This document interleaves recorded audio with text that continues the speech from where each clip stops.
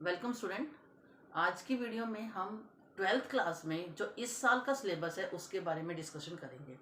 मेरे पास बहुत बच्चों की क्वेरीज आ रही हैं कि मैडम कौन सा टॉपिक डिलीट हो गए हैं अकाउंटेंसी में, कौन से न्यू ऐड हो गए हैं। तो आज हम अपने नए क्लासेस शुरू करने से पहले सबसे पहले हम डिस्कस करेंगे कि इस साल के सिलेबस में एक्चुअल में हमारे पास क्या क्या टॉपिक्स हैं। तो सबसे पहले अकॉर्डिंग टू एनसीईआरटी हमारी दो बुक्स हैं, book 1 and book 2।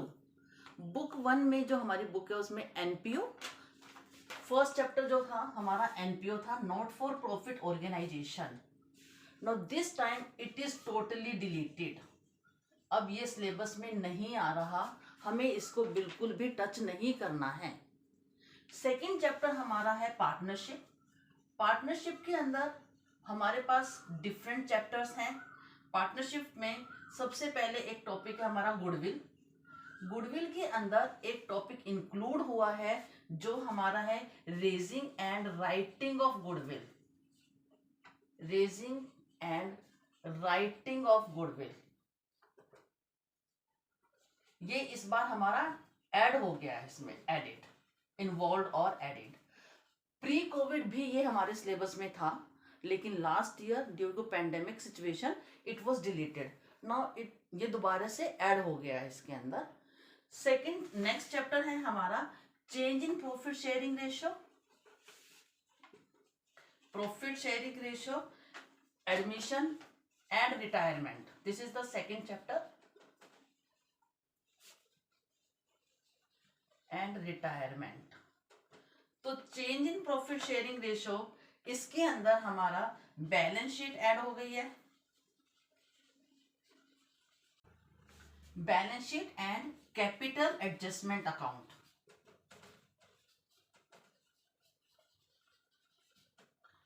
Included.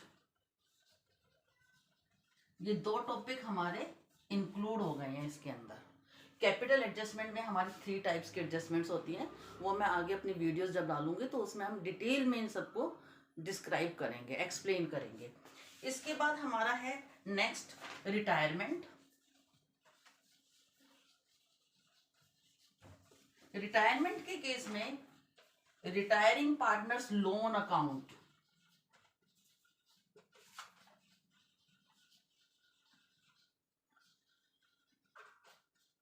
This is also included, ये भी हमारा इंक्लूड हो गया है।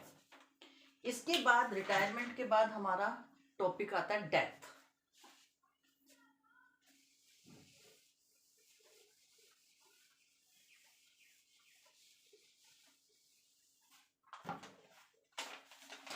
In case of death,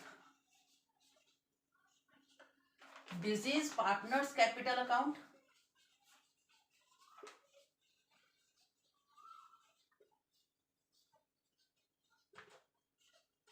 and executor's account is included। अभी लास्ट ईयर इसमें क्या था, लास्ट ईयर सिर्फ हमें डिजीज पार्टनर का अमाउंट कैलकुलेट करना था, लेकिन इस साल डिजीज पार्टनर कैपिटल अकाउंट भी बनाना है और उसके एग्जीक्यूटर का भी अकाउंट हमें बनाना है। उसके बाद नेक्स्ट है हमारा dissolution.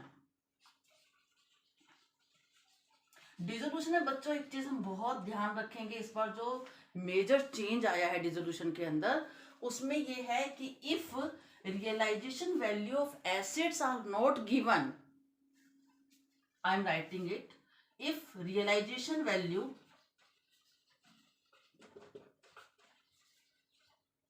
Of assets are not given, given नहीं है कि हमने उसको कितने में रियलाइज किया, कितने में उसको बेचा, तो हम क्या करेंगे, ट्रीटमेंट देखो इसकी क्या करेंगे।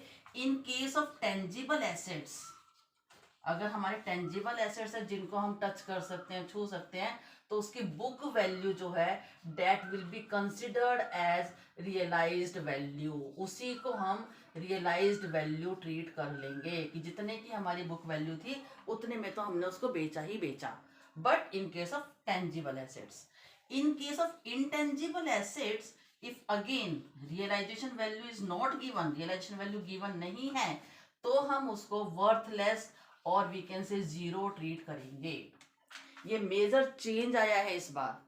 प्रीवियस हमारा क्या होता था, अगर टेंजिबल एसेट्स की वैल्यू गिवन नहीं है तो हम उसको जीरो कंसिडर करते थे, लेकिन इस साल से हम उसकी बुक वैल्यू को रियलाइजेबल वैल्यू क्रिएट करेंगे। Major change.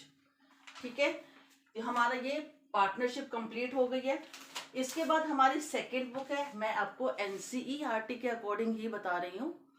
फॉलो करने में हम टीएस ग्रेवाल या जो भी डीके गोयल जो भी आपको फॉलो करने हैं वो हम कर सकते हैं, लेकिन जो पेपर पैटर्न होता है that depends upon only NCERT. और जितनी भी बुक्स हमारी रेफरेंस बुक बनते हैं they also take content from NCERT, वही लेके चलते हैं। तो मैं सेकंड बुक का बुक 1 हमारी कंप्लीट हो गई है। अब मैं सेकंड बुक के बारे में आपको बता रही हूँ। सेकंड बुक हमारी है company and analysis of financial statement. तो मैं सबसे पहले आपको कंपनी के बारे में बता रही हूँ। सेकंड मेन पॉइंट, थर्ड और we can say third point, company account.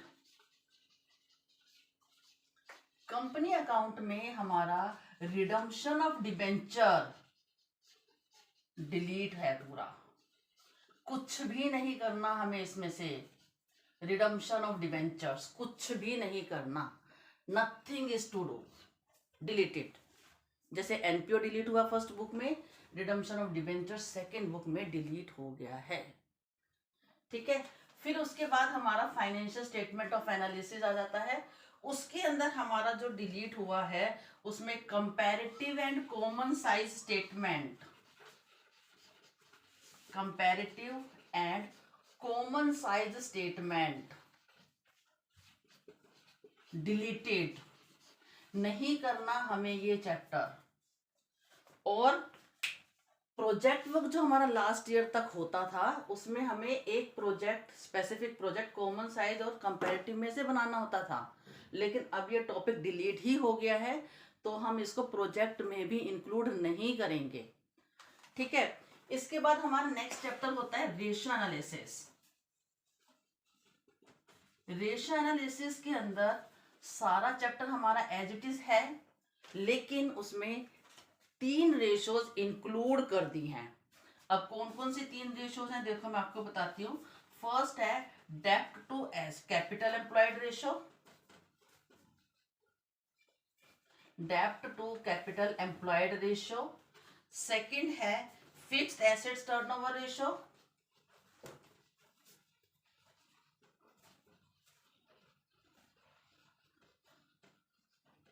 And third one is net assets turnover ratio.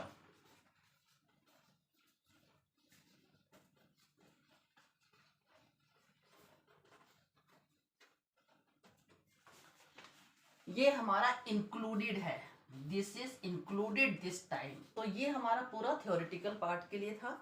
अब मैं आपको प्रोजेक्ट के बारे में भी बता देती हूँ कि हमें अकाउंट्स में कितने प्रोजेक्ट बनाने हैं, जिससे हमें स्टार्टिंग से ही आइडिया लग जाए कि हमें किस लेवल का, कितने मेहनत का, कितने दिन में क्या काम करना है। अब मैं प्रोजेक्ट के बारे में आपको बता रही हूँ।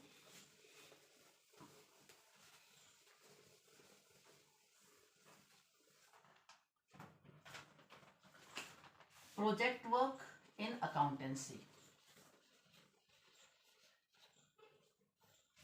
In accountancy we have to make one comprehensive problem। एक तो हमें comprehensive प्रोजेक्ट बनाना ही बनाना है। ठीक है, उसके बाद हमें 2 स्पेसिफिक प्रोजेक्ट बनाने हैं। और हमारे जो ये स्पेसिफिक प्रोजेक्ट है वो कौन से टॉपिक से होंगे, आपको पता होगा कि हमारे जितने भी प्रोजेक्ट्स होते हैं ये, अगर हम बात करें टीएस ग्रेवाल की या किसी भी रेफरेंस बुक की, थर्ड बुक जिसको हम एनालिसिस ऑफ फाइनेंशियल स्टेटमेंट बोलते हैं, उस बुक में से प्रोजेक्ट बनते हैं हमेशा। तो जो स्पेसिफिक प्रोजेक्ट है उसमें एक प्रोजेक्ट हमारा इस बार बनेगा रेशियो एनालिसिस में से, और दूसरा प्रोजेक्ट बनेगा कैश फ्लो स्टेटमेंट से।